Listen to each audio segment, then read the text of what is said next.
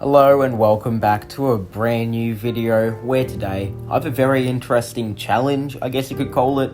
Anyway, it's been really fun to make, so I do really hope you enjoy. Alright, so our first opponent has 20,000 wins. Holy fuck. So obviously this guy is really good, so let's just try our best and see what happens, you know? So to try and win this, we're going to go with the wizard, the ninja, and of course the mortar. Haven't gone with this strategy once before, but you know what, I think it will be good fun, so let's give it a go. So I don't know if you may have noticed from the title, but things are a little bit different in this game than everything else. The thing that's different is I'm using a PC, which is very interesting, you know. I normally would just use my phone to play BTD Battles, and honestly I think the phone is a little bit better for doing things such as microing and being able to quickly react to all-out rushes and defend them a lot easier instead of having to drag my mouse all the way across the screen.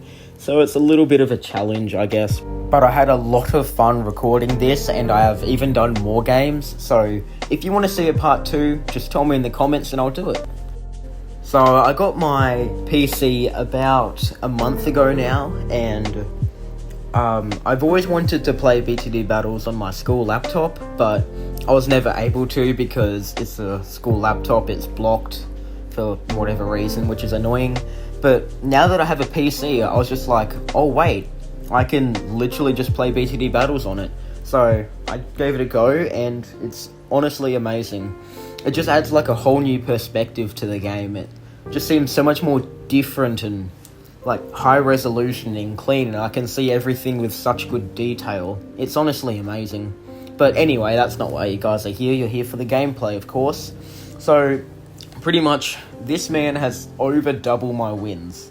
I have no idea how. I guess it's just a lot of playing in CC, because I mean this guy's win to loss rate is very good, and I doubt he would have gotten it from playing in the highest arena unless he's like the best worldwide or something. But anyway, we're going to be a bit aggressive here. We went with a pretty wonky strategy because I don't really trust my micro when I'm using the PC. I don't think it would be very easy to do so, as I mentioned earlier. So I'm just going with a pretty safe strat. And honestly, I don't think I really have any weaknesses with it.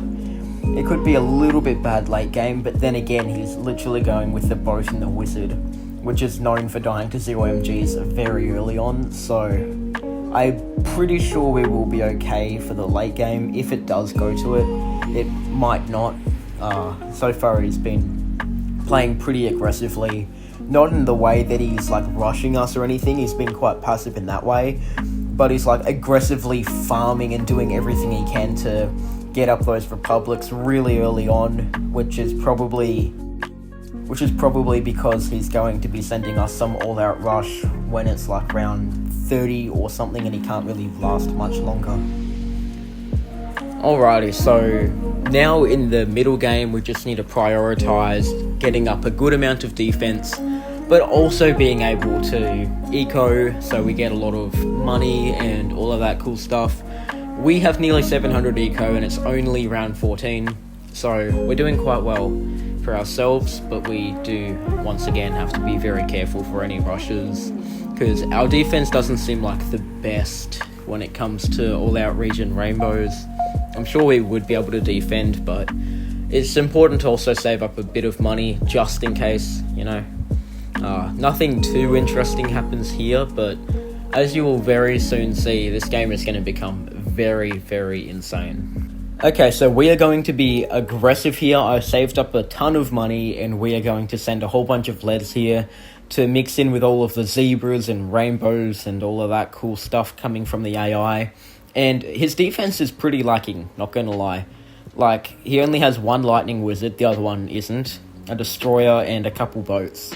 So he's really going to struggle. I think it was a bit of a mistake for him to be so aggressive going for that factory. As you can see, he just leaked a ton of lives there, and he did tower boost.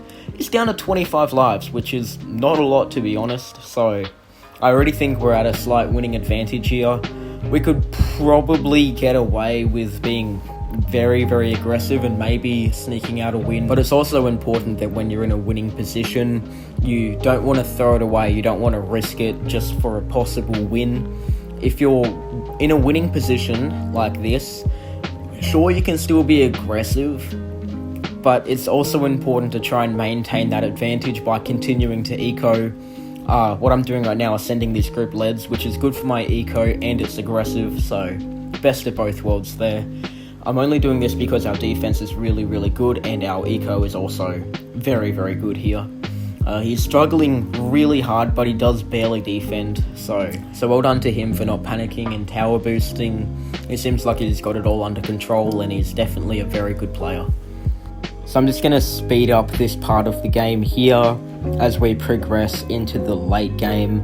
Just getting up some defense, ecoing when we need to, being a little bit aggressive, but since we are ecoing, I wouldn't recommend sending 0MGs or any Moab class balloons unless you are certain that you will kill them with it, because, you know, sending that kind of stuff can really drain your eco.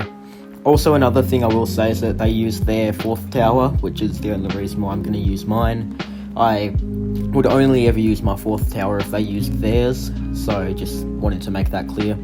Anyway, here we get into the rushing part of the game. As you can tell by the 0MG that's about to pop up on my screen, the game's going to be over pretty soon. Either me dying to it or them dying to my all-out insane rush that you're going to see in a minute here. So we have each sent a 0MG. Obviously I have the late game advantage because I have more stalls and stuff like that. But I mean, when it's round 34 like this, the 0MGs are no joke. They can be very powerful.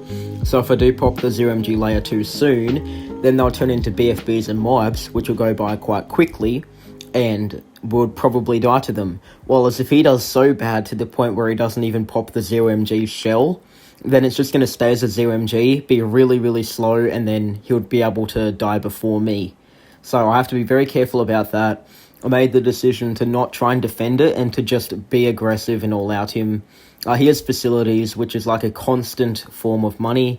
He can send lots of 0MGs and still be making a lot of money as the rounds go by. So I pretty much had to resort to doing this. That's the one big disadvantage with ecoing, but I mean, as you will see here, ecoing isn't all bad. It can still beat quite a few strategies, not gonna lie. And this is like a prime example of it. As you can see, we still have the 0MG just chilling there on our screen, and then on his screen it's just a clusterfuck of balloons everywhere. You can tell it's not going to last much longer. So yeah, this game has been really, really insane. As you can see, there's like tons of Moabs. He's trying his best to defend it, but I mean, there's just so many. So yeah, I think it was a really good game, really, really close. I had a lot of fun trying out this new PC. If you did enjoy, like and subscribe, and I shall see you all soon.